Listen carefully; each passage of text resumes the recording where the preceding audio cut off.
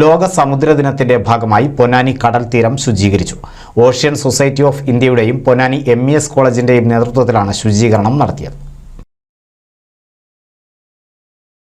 പൊന്നാനിയിൽ പരിപാടിയുടെ flag off കർമ്മം നഗരസഭാ ചെയർമാൻ ശിവദാസ് ആറ്റുപുറം നിർവഹിച്ചു. അത് മനുഷ്യൻ്റെ എല്ലാ അർത്ഥത്തിലും സ്വാർത്ഥ ലാഭത്തിനു വേണ്ടി നമ്മുടെ പരിസരം അഥവാ ഭൂമി ചൂഷണം ചെയ്യപ്പെടുന്ന സ്ഥിതിയിലേക്ക് മാറിയിട്ടുണ്ട്. ഒരുപക്ഷെ ലാഭാധിഷ്ഠിതമായിട്ടുള്ള കാഴ്ചപ്പാടുകൾ അത്തരത്തിൽ പ്രകൃതിയെ ചൂഷണം ചെയ്യുന്ന അതിന് മനുഷ്യനെ നിയന്ത്രിക്കാൻ കഴിയാത്ത വിധത്തിലേക്ക് മാറി.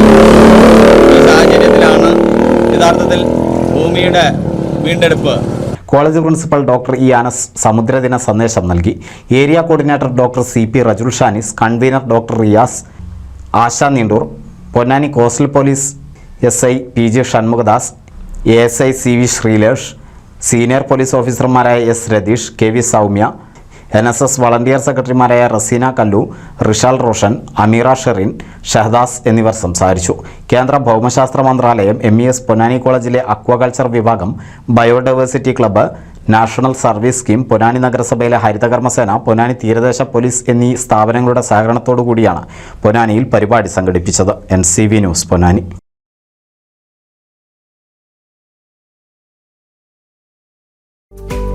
കേരളത്തിലെ number 1 broadband cable TV network കമ്പനിയായ കേരള വിഷൻ ഇന്ന് ഇന്ത്യയിലെ ആദ്യ 10 ബ്രോഡ്ബാൻഡ് കേബിൾ TV സേവനദാതാക്കളുടെ പട്ടികയിൽ ഇടം നേടിയിരിക്കുന്നു. Vision success. ആഘോഷിക്കാം ഈ അഭിമാന നേട്ടം.